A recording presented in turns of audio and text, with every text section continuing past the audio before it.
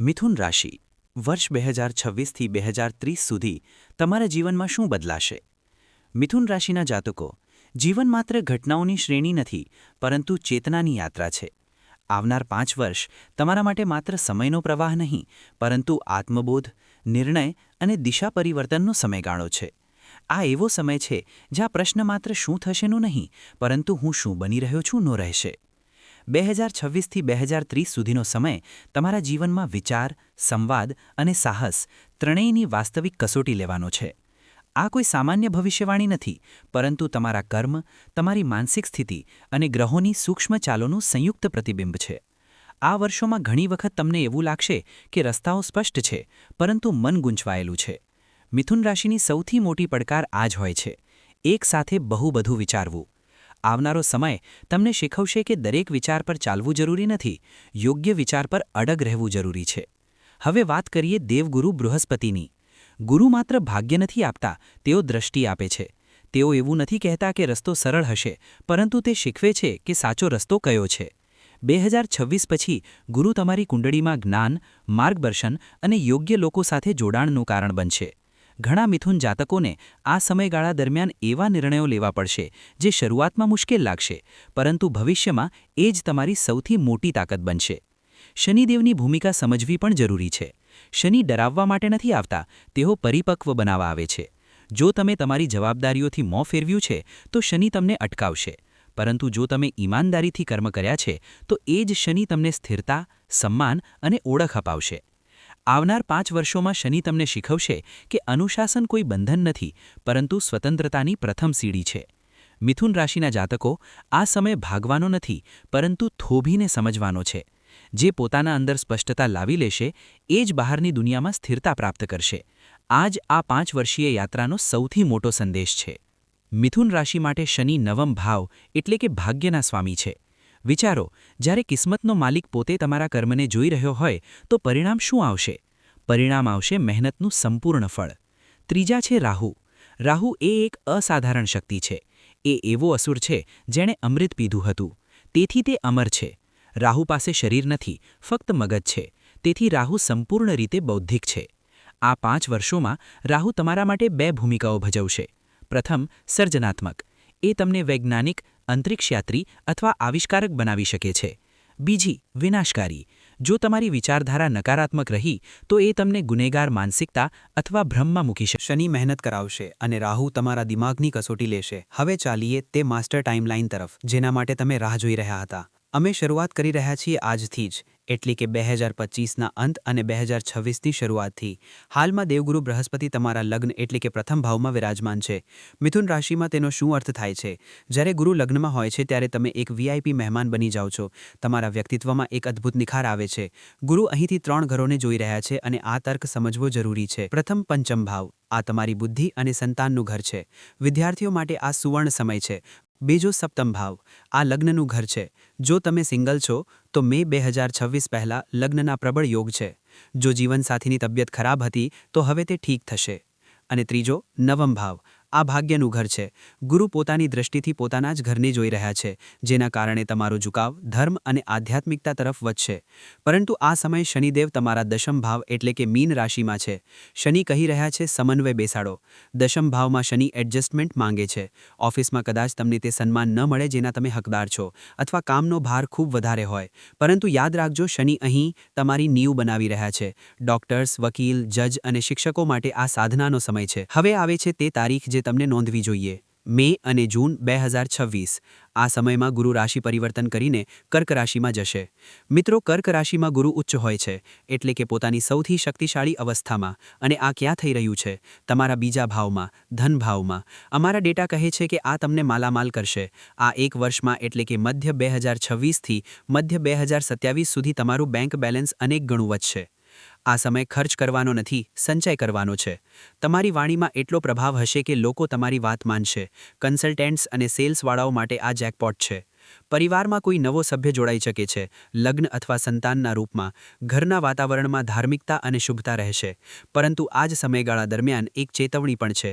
6 December 2026ના રોજ રાહુ પોતાની ચાલ બદલીને અષ્ટમ ભાવ એટલે કે મકર રાશિમાં આવી જશે. જ્યારે એક તરફ ગુરુ ધન આપી રહ્યા હશે, ત્યારે રાહુ 8મા ઘરમાં બેસીને અચાનક સમસ્યાઓ ઊભી કરવાની કોશિશ કરશે. આ સમયગાળા દરમિયાન ડિસેમ્બર 2026 પછી તમારા સસરાળ પક્ષ સાથે ઝઘડો બિલકુલ ન કરો. કોઈપણ પ્રકારની પોલિટિક્સ ન રમો.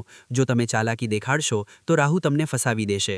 8મા ઘરના રાહુ ઈજા અથવા કટ આપી શકે છે. તેથી વાહન ધ્યાનથી ચલાવો. હવે હું એક વિશેષ ચર્ચા કરવી ઈચ્છું છું, અમારી ગૃહિણીઓ એટલે કે હાઉસવાઇફ્સ માટે. તમે ઘરની હોમ મિનિસ્ટર છો અને તમારા વિના ઘરની ઇકોનોમી અને ઇમોશન બંને ચાલી શકતા નથી. મિથુન રાશિની ગૃહિણીઓ માટે આ 5 વર્ષ ખૂબ મોટા બદલાવ લઈને આવી રહ્યા છે.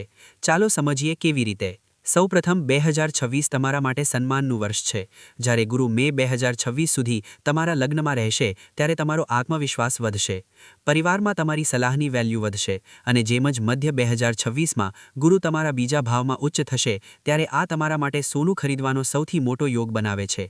જો તમે લાંબા સમયથી ઝવેરાત બનાવવાનું વિચારી રહી હતી, તો આ જ યોગ્ય સમય છે.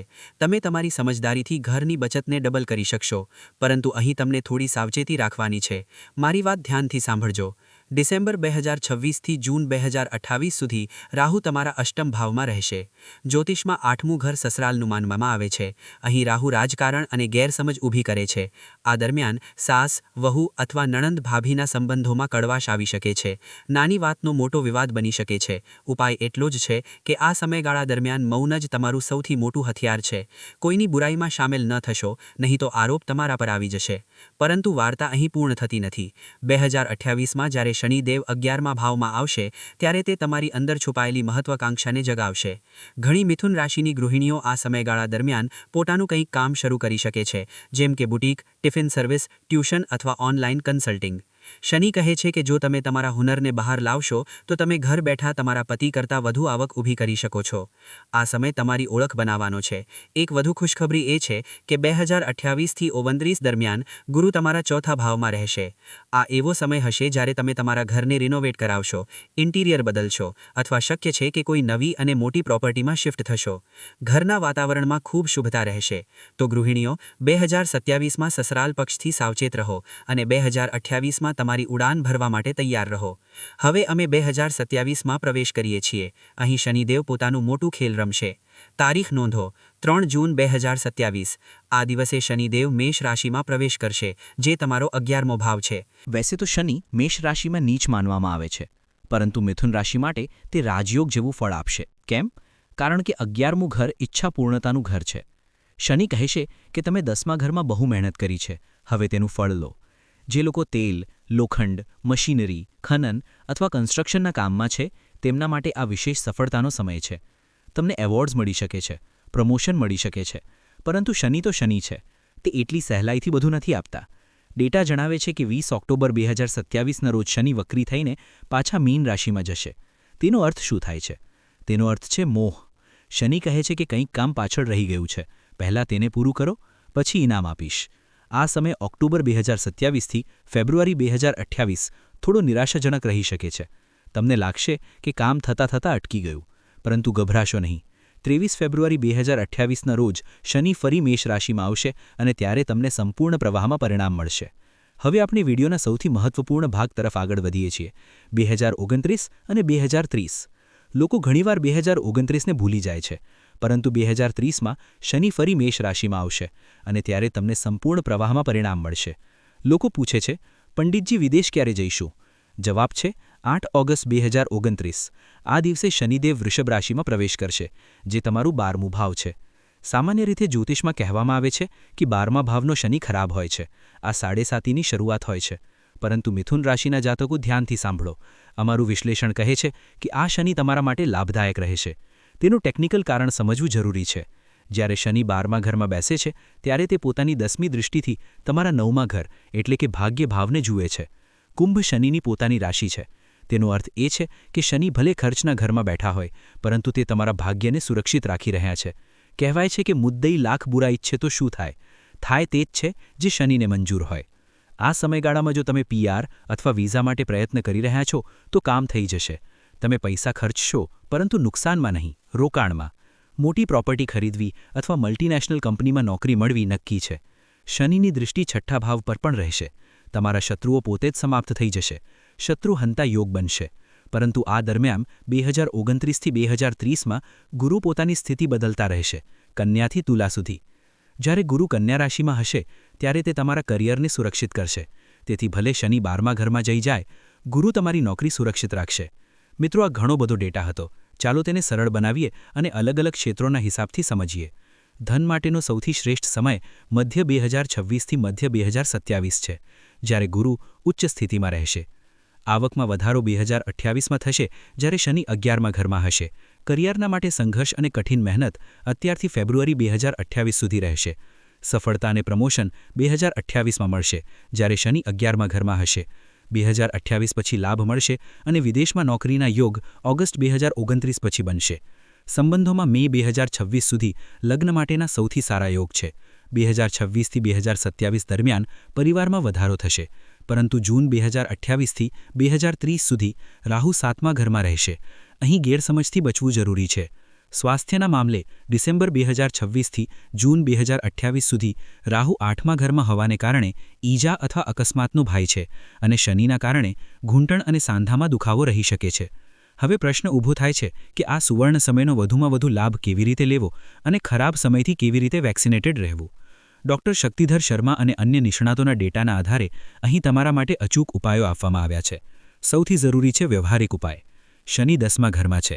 તેનો ઉપાય મંદિરમાં નથી, તમારા ઓફિસમાં છે. નિયમ સરળ છે. આળસનો ત્યાગ કરો. જો તમે કામચોરી કરશો તો શનિ દંડ આપશે. જો મહેનત કરશો તો 2028માં તમને રાજા બનાવશે. રાહુ માટે ખાસ કરીને 2027થી 28 દરમિયાન રાજનીતિથી દૂર રહો. પીઠ પાછળ કોઈની નિંદા ન કરો. મંત્ર ઉપાયની વાત કરીએ તો તમારી રાશિના સ્વામી બુધ છે. દરરોજ આ બીજ મંત્રનો 108 વાર જાપ કરો. ઓમ બ્રામ ભ્રીમ ભ્રોમ સહ બુધાય નમઃ. ધન અને વિલાસિતાના માટે શુક્રનો મંત્ર ઓમ ધ્રામ ધ્રીમ ધ્રોમ સહ શુક્રાય નમઃ. અને સુરક્ષા કવચ છે હનુમાન ચાલીસા. જ્યારે રાહુ 8મા ઘરમાં પરેશાન કરે અથવા શનિની 7.5 શરૂ થાય 2029ના અંતમાં, ત્યારે હનુમાનજી જ એ શક્તિ છે જે ગ્રહોના પ્રભાવને નિયંત્રિત કરી શકે છે. મિત્રો, 2026થી 2030નો સમય મિથુન રાશિ માટે ઇતિહાસ રચનારો છે. તારાઓ તમારા પક્ષમાં છે. બસ તમને કર્મ કરવાની જ વાર છે. આજે મેં જે તારીખો કહી છે 3 જૂન 2027, 8 ઓગસ્ટ 2029, તેને યાદ રાખજો, કારણ કે યુટ્યુબ વિડિયો કદાચ ખોવાઈ જાય, પરંતુ આ સમય પાછો નહીં આવે. આશા છે કે આ મહાભવિષ્ય તમને ગમ્યું હશે. જો આ વિડિયોએ તમને થોડી પણ સ્પષ્ટતા આપી હોય તો તેને લાઇક કરો અને નીચે કમેન્ટમાં લખો જય શનિદેવ અથવા હર હર મહાદેવ. તમારા મિથુન રાશિ